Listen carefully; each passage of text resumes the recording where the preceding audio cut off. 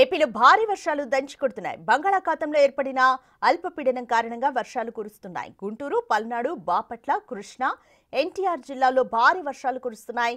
మరోవైపు శ్రీకాకుళం, విజయనగరం, మన్యం, విశాఖ, అనకాపల్లి, ఉభయ గోదావరి జిల్లాల్లో మోస్తరు నుంచి భారీ వర్షాలు కురిశాయి.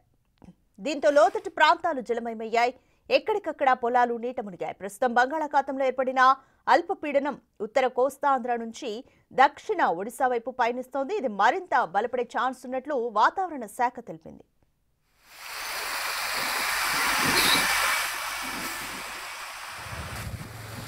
గుంటూరు జిల్లాలోని మంగళగిరిలో అత్యధికంగా 19 సెంటీమీటర్లు వర్షపాతం నమోదైంది.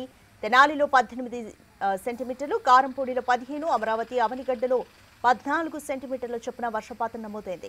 విజయవాడలోనూ ఎడతెరిపి లేకుండా కురిసిన వానకు ఎక్కడికక్కడ రోడ్లపైకి భారీగా వర్షపు నీరు చేరుతోంది. దీంతో ప్రయాణికులు తీవ్ర ఇబ్బందులు పడ్డారు. ఇవాళ కూడా భారీ వర్షాలు కురిసే ఛాన్స్ ఉందని వాతావరణ శాఖ ప్రకటించింది. వర్షాలతో ప్రజలు అప్రమత్తంగా ఉండాలని అధికారులు సూచించారు.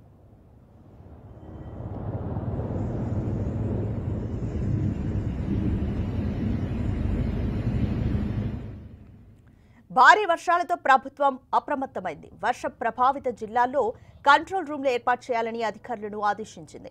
ఎన్డీఆర్ఎఫ్, ఎస్డీఆర్ఎఫ్ బృందాలను కూడా అప్రమత్తం చేసిన ప్రభుత్వం ప్రజలను సురక్షిత ప్రాంతాలకు తరలించేందుకు చర్యలు చేపడుతోంది.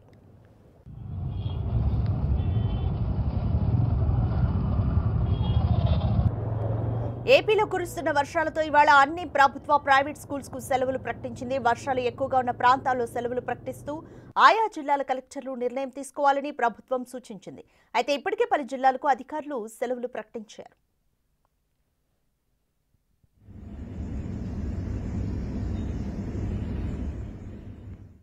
తెలుగు రాష్ట్రాల్లో కుండపోత వర్షాలు కురుస్తున్నాయి. ఎగువన కురుస్తున్న వర్షాలకు సైతం కృష్ణానదికి వరద ఉధృతి కొనసాగుతుంది. ఇక విజయవాడలోనూ వాన దంచుకొడుతోంది. అటు ప్రకాశం బ్యారేజీకి వరద పోటెత్తింది. బ్యారేజీకి చెందిన 39 గేట్లను పూర్తిగా పైకెత్తారు. అదేవిధంగా 31 గేట్లను 8 అడుగుల మేర పైకెత్తి నీటిని దిగువకు విడుదల చేస్తున్నారు. బ్యారేజీకి వరద తాకిడి పెరగడంతో లోతట్టు ప్రాంత ప్రజలను అప్రమత్తంగా ఉండాలని అధికారులు సూచించారు. ఇక ఇప్పటి వరకు బ్యారేజీ అవుట్ఫ్లో 3,63,438 క్యూసెక్కులున్నట్లుగా అధికారులు వెల్లడించారు.